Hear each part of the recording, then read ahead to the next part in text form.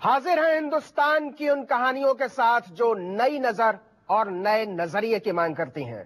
यह इंडिया में आपका स्वागत है। मैं हूं नवीन कुमार। उन कहानियों को देखने के लिए आंख ही नहीं, दिल की भी दरकार होती है और जिन्हें लिखने के लिए निकलना पड़ता है बंद सोच के तंग गलियारों से। यह है इंडिया में आज हम उन नेताओं की बात करेंगे जो नैतिकता को राजनीति का रुमाल समझते हैं। उन लोगों की बात करेंगे जो जीने के लिए रोज लड़ते हैं और उस व्यवस्था की बात करेंगे जिसकी बदबू लोकतंत्र को बेचैन कर रही है। लेकिन शुरुआत उस पुलिस की बात से जो बलात्कारी की जेब में बैठ जाती है। वो पुलिस दिल्ली की पुलिस है।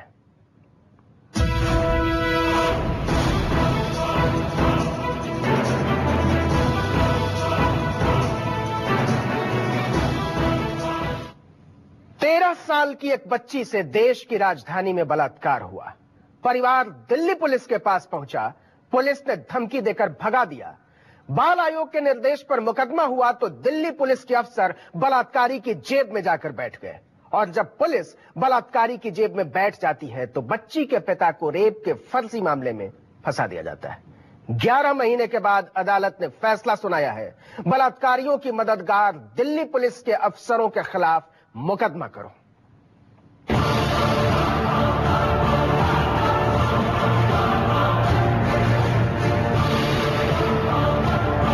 दिल्ली पुलिस की सब इंस्पेक्टर कविता माथुर। इनके रूपों का प्रकार देखकर बहुरूपीय भी शर्म के मारे पानी हो जाए। लेकिन दिल्ली पुलिस में ऐसे ऐसे बहुरूपीय भरे पड़े। पहले कविता माथुर की कविताई सुनिए।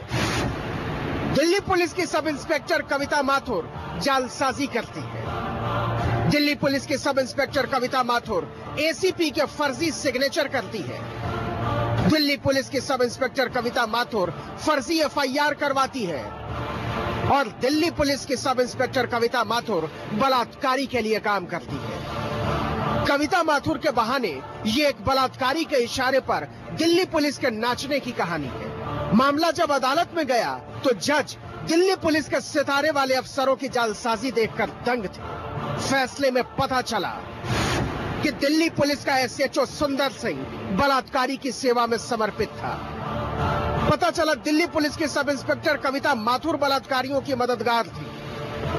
पता चला दिल्ली पुलिस की दूसरी सब इंस्पेक्टर रामवती ने भी बलात्कारी को बचाने के लिए कानून बेच दिया था।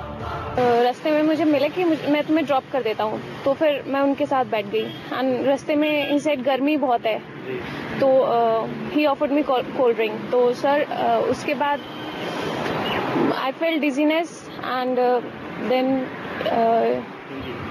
उसके बाद उसने मेरी फोटोग्राफ्स वगैरह ली एंड ही रेप्ड मी।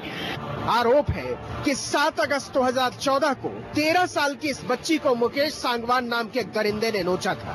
पिता पुलिस के पास गए थे। दिल्ली पुलिस के दारोगा ने भगा दिया था। पिता ने राष्ट्रीय बाल सुरक्षा एवं अधिकार आयोग को शिकायत दी। इसके बाद मुकेश सांगवान के खिलाफ बलात्कार एवं पोक्सो एक्ट के तहत मुकदमा दर्ज किया गया। आरोप है कि दिल्ली पुलिस के दारोगा इसी के बाद बच्ची और उसके पिता के पीछे पड़ गए। दबाव बनाया कि मुकदमा वापस लो, और जब लड़की के पिता ने इनकार कर दिया तो दिल्ली पुलिस ने बलात्कार के आरोपी मुकेश सांगवान के साथ मिलकर उसकी बीवी के जरिए पीड़िता के पिता के खिलाफ रेप का मुकदमा करवा दिया।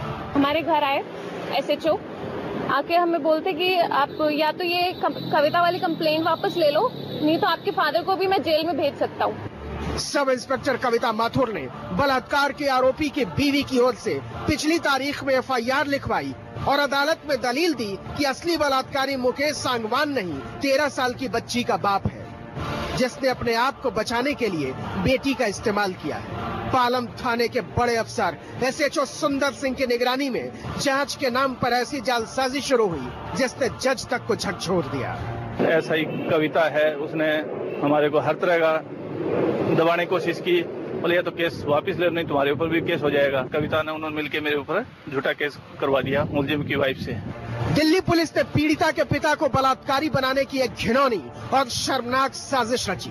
बच्ची के पिता ने अदालत में इस जालसाजी की शिकायत की तो दिल्ली पुलिस के गुंडों की तरफ से धमकियां मिलने लगी। द्वारका की अदालत में वकील ने दिल्ली पुलिस की इस गुंडागर्दी पर जेरा शुरू की तो पता चला कमिश्नर बीएस बस्सी की पुलिस बलात्कारी के इशारे पर नाच रही थी।